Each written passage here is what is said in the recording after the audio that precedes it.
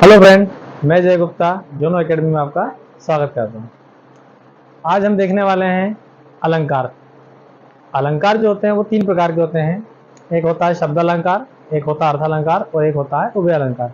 ये तीन प्रकार के होते हैं। कहीं कहीं आपको नाम ये आधुनिक अलंकार देखने को मिल सकता है। और जैसे शब्द अलंकार जो होते हैं वो हमारे लगभग 5 प्रकार के होते हैं। शब्द अलंकार हमारे कितने प्रकार के होते हैं? 5 प्रकार के होते हैं। क्योंकि अनुप्रास अनुप्रास के अंतर्गत छेका, वृत्ता, लाटा, विप्सा, इस प्रकार से जो है वो 5 चलते हैं। और इसके बाद जो अर्थालंकार जो होते हैं हमारे, अगर हम बुक में देखें, हमारी लुसेंट हिंदी की लुसेंट में देखें तो 51 प्रकार के होते हैं। और इसके बाद हम यदि इसमें देखें उभय अलंकार, या आप बोल सकते हैं, समझ सकते हैं आधुनिक अलंकार, ये हमारे 3 प्रकार के होते हैं। तो आइए हम इनको आसान भाषा में समझते हैं। परीक्षा की दृष्टि से इसे हम कैसे सॉल्व करेंगे यदि परीक्षा में आते हैं तो।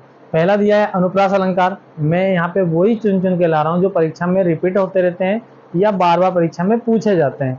वैसे तो बहुत सारे मैंने आपको भी बताए हैं कि शब्द अलंकार के अंतर्गत 5 होते हैं और अर्थालंकार के अंतर्गत 51 प्रकार के होते हैं, और जो आधुनिक अलंकार या उभय अलंकार है उसमें हमारे 3 प्रकार के होते हैं। तो इन सबको इतने समझने की आवश्यकता नहीं है। जो परीक्षा में बार बार क्वेश्चन रिपीट करते हैं, जहां से आते हैं, मैं उनको चुन के आपको यहाँ पे बहुत अच्छे से समझा रहा हूँ, इसको आप ध्यान दीजिए। पहला दिया है अनुप्रास अलंकार।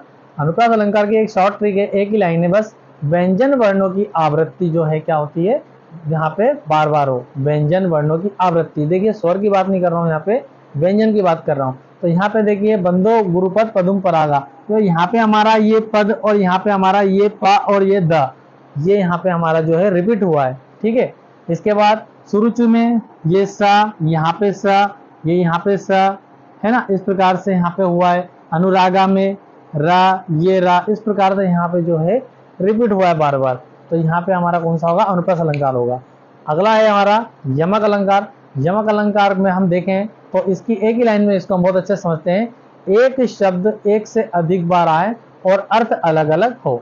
एक शब्द एक से अधिक बार आए और अर्थ अलग अलग हो। जैसे यहाँ पे लिखा है हमारा उदाहरण में, कनक कनकते सोगुनी मादकता अधिकाय, व खाए बोराय जग या पाए बोराय। अब यहाँ पे एक कनक दिया है और एक कनक दिया, इसके बाद तो ऐसा कोई सा यहाँ पे शब्द नहीं दिख रहा है जो रिपीट हुआ है। यही 2 शब्द में दिख रहे हैं यहाँ पे जो रिपीट हुए हैं। तो एक कनक ये है और एक कनक ये है। तो एक कनक अर्थ होता है धतूरा और एक कनक अर्थ होता है सोना। तो हम इसको कैसे पहचानेंगे कि पहले वाला कनक है, मतलब पहले वाला सोना है या पहले वाला धतूरा है? तो हम इसकी सेकंड लाइन को देखेंगे, खाए मतलब खाने की बात कर रहा है। तो पहले वाला हमारा होगा क्या? धतूरा, और दूसरे वाला हमारा जो अर्थ निकलेगा वो निकलेगा सोने का, ठीक है।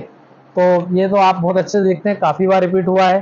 कनक कनक के बहुत सभी को रट चुका है यहाँ पे कि अगर यमक अलंकार आता है तो वहां पे कनक कनक के। इसके बाद इसमें और एक एग्जाम्पल और भी आ सकता है, 3 बेर खाती थी वे 3 बेर खाती थी। ये भी हमारा यमक अलंकार का उदाहरण होगा। अगला चलते हैं हम श्लेष अलंकार के ऊपर। श्लेष अलंकार में एक ही लाइन है, एक शब्द में एक से अधिक अर्थ जुड़े हो। शब्द एक ही हो मगर उसमें अर्थ जो है अलग अलग, मतलब 3 प्रकार से या अधिक प्रकार से अर्थ जुड़े हो। जैसे एग्जाम्पल देखेंगे, रहीमन पानी राखिए बिन पानी सब सून, पानी गए न उबरे मोती मानुष चून। अब यहाँ पे जो रहीम है वो पानी रखने की बात कर रहा है। भाई पानी रखने की बात कर रहा, मतलब कोई भी व्यक्ति पानी रखने की बात कर रहा। देखते हैं, बिन पानी सब सूना, पानी के बिना तो सब सूना है। मछली भी जिंदा नहीं रहेगी, पानी नहीं मिलेगा।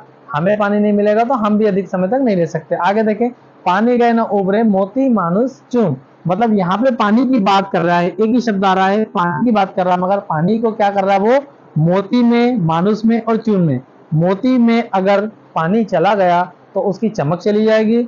मनुष्य में अगर पानी चला गया, मनुष्य का पानी मतलब भाई बोलते हैं ना, किसी को अपन धिक्कार दो, कुछ कर दो, उसका मान सम्मान को ठेस पहुंचना, तो वो व्यक्ति फिर दोबारा खड़ा नहीं हो सकता, ना उतना रिस्पॉन्स मिलता उससे। इसके बाद अगला है चून। अगर चूने में से अगर पानी यदि सूख जाएगा तो चूना भी कोई काम का नहीं होगा। ये हमारे अलंकार जो हैं, आज इतने 3 प्रकार के जो अलंकार थे हमारे, जो 3 आते हैं परीक्षा में, वो मैंने कंप्लीट किए हैं। और इसके आगे के जो अलंकार है मैं अगली क्लास में आपके लिए लेके आऊँगा बहुत अच्छे से सरल शब्दों में, और इससे जुड़े रहिए आप। क्या बोलूँ।